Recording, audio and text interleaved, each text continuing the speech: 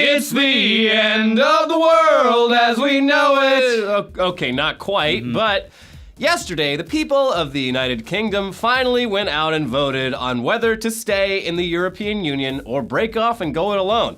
And the results are in. The UK has voted to leave the EU.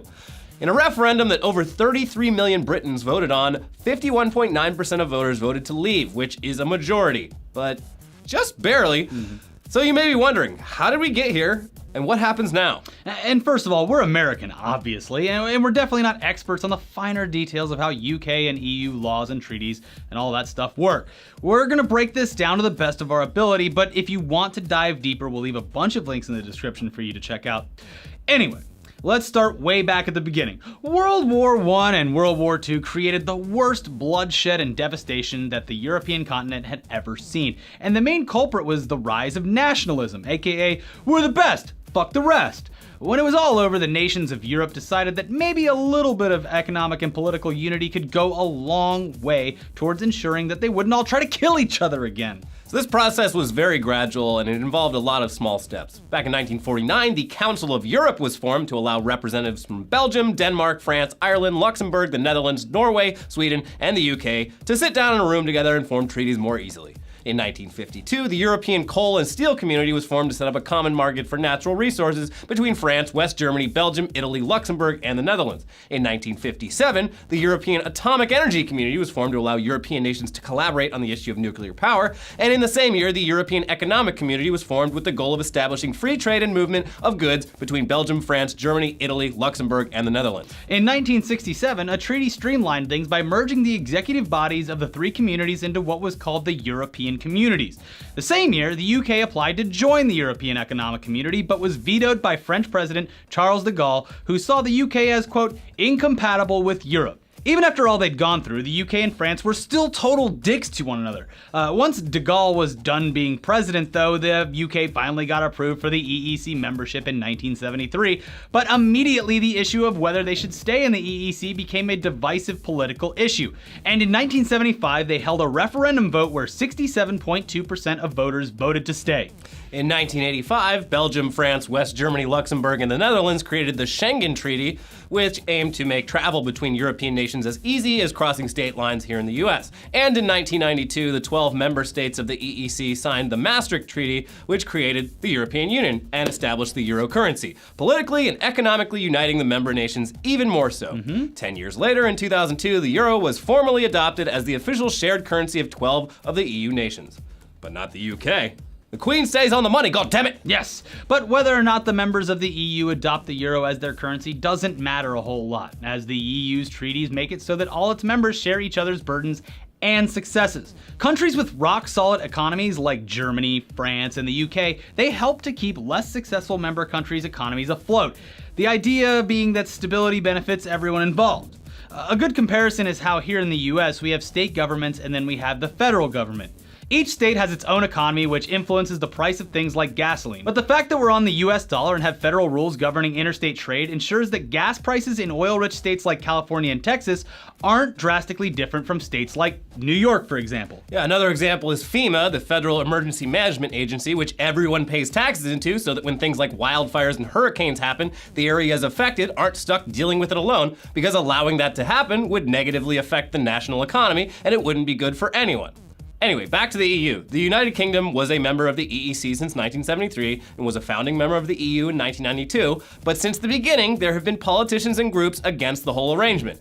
For the first 10 years of the UK's EEC membership, the Labour Party was actively against it, and in 1994, a new political party, the Referendum Party, was formed in opposition to UK membership in the EU. Though they failed to win a single parliamentary seat in the 1997 election, and they dissolved shortly thereafter. Yeah, so meanwhile, another anti-EU party, the UK Independence Party, or UKIP, did even worse in the 1997 election, but they stuck around, and they absorbed the referendum party's voter base. Since then, they haven't made much progress in getting seats in UK government, but what they have succeeded at is getting elected to the European Parliament, with more than a quarter of the UK's European Parliament ministers being UKIP members. Why would an anti-EU political party even want to be a part of the European Parliament? Well, basically to create gridlock. UKIP members have terrible attendance in the European Parliament and pretty much just vote against any new laws being passed, and they've formed coalitions with like-minded ministers from other countries in the EU. So the face of UKIP is the leader Nigel Farage, who is a member of the European... Or Farage, we're not quite sure. We're not sure. He's a member of the European Parliament since 1999, and he's who many Brits consider a massive dickhead. Sorry, a massive twat. Yeah. Who really likes the sound of his own voice. And the smell of his own farts. Regardless, he's been at the forefront of the movement to leave the EU for a long time, arguing that Britain needs to take the power back and stop letting continental Europeans in the EU take the UK's money and tell the UK what to do. He and UKIP are especially against the EU's rules on immigration, which have allowed large numbers of foreign-born EU immigrants to join the UK's workforce. He and UKIP deny being racist, but they've definitely said things over the years that basically amount to, you're only really British if your family has been here for 100 years, and you're also white. Anyways, the last few years have seen trouble in the economies of EU countries like Greece, Ireland, Portugal, Spain, and Cyprus, and this has helped validate the anti-EU movement's platforms. Why the hell should we have to pay for Greece's mistakes? It's a bad deal. It's a bad deal. It's a bad deal. So finally, UK Prime Minister David Cameron agreed to hold a referendum vote on the issue, set the date for June 23rd, 2016, and both sides set out to passionately campaign for it, which was interesting because opinions didn't really fall on party lines.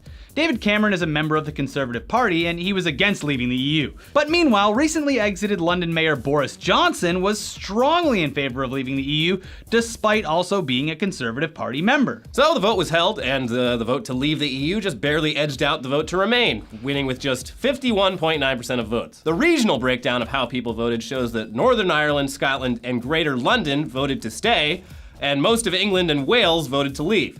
The UK's departure from the EU will not happen immediately. They'll start figuring out the specifics this October with the goal of being fully independent in 2 years or less. David Cameron, who was anti-Brexit, has announced that he'll step down by October so that he can be replaced by someone from his party who supported Brexit. So the most immediate effect of the vote was the British pound losing 10% of its value and dropping down to its lowest value in more than 30 years, which is pretty extreme, but not all that unexpected with this kind of uncertainty. It will most likely recover, yes, but how well and how soon is totally up in the air at this point. The UK is going to have to renegotiate all of its trade agreements with Europe in the next 2 years, and how well that works out is a complete unknown. But the EU will have a lot more influence than the UK on how that agreement goes. Some economists think that the EU might give them a shitty deal just to discourage other countries from trying to leave down the line. They don't want the UK to set a precedent like this. Even the UK's government's internal projection of costs suggested the UK economy will probably sink between 4 to 7.5% over the next 15 years. Then there's the effects on immigration and travel. So under the EU, UK citizens could travel and live throughout the EU fairly easily. But whether that stays the same all depends on whatever new treaty the UK and the EU can agree upon. Because the driving force behind Brexit was anti-immigration, the UK will most likely pursue stricter immigration rules, which may negatively affect the EU's willingness to accept UK immigrants and travelers. And Europeans currently living in the UK under the EU rules might be deported back home. Who knows? Oh, and you know how we mentioned that Scotland and Northern Ireland, they voted to stay in the EU? Well, 2 years ago, Scotland voted on leaving the UK, and it only got 44% of the vote, so it didn't pass. But clearly a good portion of Scotland considers themselves a separate entity from the rest of the UK. And the latest vote shows that 62% of people in Scotland like being a part of the EU. So, there's a good possibility Scotland might hold their own referendum to leave the UK and join the EU independently. Then, over in Northern Ireland, where people can currently travel between the Republic of Ireland and Northern Ireland fairly easily, and some people even commute across the border, this news is obviously not being well received. With many calling for Northern Ireland to leave the UK and reunite with the Republic of Ireland after 100 years apart. Silver lining? I don't know. Who knows? I guess the biggest takeaway for us is probably how the vote went down along generational lines. Roughly 75% of people aged 18 to 24 voted to stay, and people over 65 voted overwhelmingly to leave. I'm dying soon anyway. So this is the point that we personally are seeing echoed over and over again on social media from friends of ours in the UK who feel that their parents' and grandparents' generation just fucked them over and essentially prevented them from being a part of a larger global community like they had been. Yeah. And I'd have to agree with them. I've seen many posts from a lot of friends, not only in the UK, but also in Europe, and pretty much I don't think I've seen anyone that supports them leaving as far as people our age or younger. And I specifically had one friend whose parents retired to Germany when they retired, and they have no idea. That's what all they're up gonna in do the now. air. Yeah, that it's terrifying for a lot of people. Our Twitter feeds were just wild last night. Yeah. So Gus, the pound might not be doing so well in the market, but the Sad Jordan market is at its booming, peak. baby. We've got a lot of hot new Sad Jordans Yeah, on the yeah, market. The Sad Jordan is strong. I'm sure that there's going to be a lot of you pro-Brexit people in the comments section, and we encourage you to explain why you think this is a good idea. I don't know if you're going to get your point across, but that's what comment sections are for. Yeah, and I mean, there are a lot of parallels between this and the United States. I mean, Boris Johnson looks like Donald Trump, but that's a completely different argument. I'm saying more like along the lines Yeah. like California is roughly the 5th largest economy in the world, Mm-hmm. and technically, if the rest of the United States were to suddenly vanish, we would be fine. Yeah. So over the years, no one's ever done it seriously, but Yeah. people are always saying like, oh, California should break off from the U.S. and start their own country, and it's like, oh yeah, sounds great, we should do that, but like, there's always consequences outside of the initial. How is idea. Nevada going to get its avocados? Yeah. Anyways, Texas is always talking about doing Yeah, this. California and Texas, it's never really been a real issue, but it's still Guarantee a you, possibility. Texas would be clamoring to get the U.S. support when Mexico tries to invade, and they don't have the power of the U.S. military behind them. Yeah. Another thing, Norway never joined the EEC or the EU. This is a great example. This is a great example. So Norway has been this lone holdout for the whole time. And a lot of people who are pro-Brexit were like, well, look at Norway. They're doing fine. Like, they're not a part of the EU. They're doing just fine. Mm-hmm. And the fucking Prime Minister of Norway went on CNN this morning to be interviewed about it, and she's like, okay, Norway and the UK have nothing in common. Our population is a fraction of theirs. Yeah. And also, these people in Britain who think they're going to be all free to make their own rules are dead wrong, because here in Norway, pretty much all of our laws line up with the EU's laws anyway, because otherwise we wouldn't be able to do any trade. And they don't vote on them. Yeah, and the EU sets have the laws. Yeah. So you're getting less of a voice in the international community by doing this. Yeah, you're gonna have to, if you want to trade with Europe, you're going to have to manufacture all of your products to the same standards that Europe requires products to be, and They're not going to accept Yeah, them. and you're not gonna be able to vote on those standards. Yeah. Well, good luck. It's gonna be, I hope it'll be fine, guys.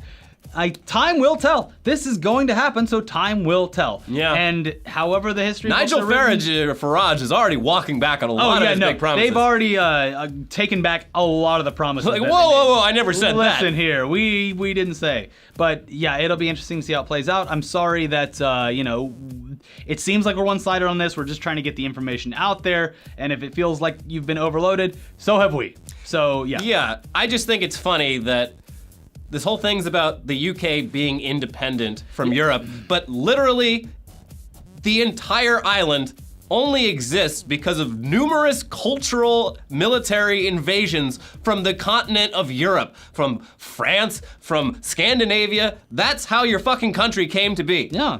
I wonder if Hong Kong's gonna now, because they have all those rules set in place. The UK doesn't control it anymore, but they had a. That's a different treaty yeah, that's yeah, yeah, specifically so- with the UK. But that's- now they're probably like, yeah, it doesn't matter anymore. Who knows? I don't know. Yeah, we're changing it from Victoria Street into a Chinese symbol that I can't read. Yeah. Anyways, go. There's gonna be lots of links in the description. Please go educate yourself. Don't just listen to us. But we wanted to give you a brief, although it's not as brief as we thought it would be, summary of what happened. Try to have a good weekend. Watch Tugs. Watch some other stuff to clear your mind of this nonsense, and we'll see you guys next time. Oh, one last thing. So I was at a bar last night when this was all going down. Okay, great. I was at a bar, checked my phone, I was like, Over oh, at shit. the Fox and Hound. No, I was not the. No, it was a nautical themed bar. Oh, good. So I saw the news Yeah. and reading up about it. I overhear some British voices, some English voices from a few booths over from me, and I'm like, I'm just gonna go ask him. I was a little tipsy, so I'm like, let's go talk to some strangers. It's like when you talk to the Juggalos. Yeah. So I was like, Elliot's the olive branch to Yeah. any community. I was like, hey, don't want to bother you guys, but I'm just wondering, like, so this whole referendum thing, are you like pro leaving or pro staying? And they're like, oh, we're pro staying. And then I said, oh, I'm sorry. And they're like, wait, are you pro leaving? I'm like, no, I'm American. I don't give a shit. You didn't see the news? They left. And they're like, we're visiting here and we don't have data on our phones. They left? And they're like, yeah. And then like the whole table just erupted, and I just like. Literally the bearer of bad news. Yeah. I just walked slowly away. They're gonna tell that. I ruined their night. Literally, when they are grandparents, they're gonna tell their kids the story about this drunk American asshole broke the news to us like a fucking troll. Yeah. Wow. We're doing our part. Yeah. Are you? Bye.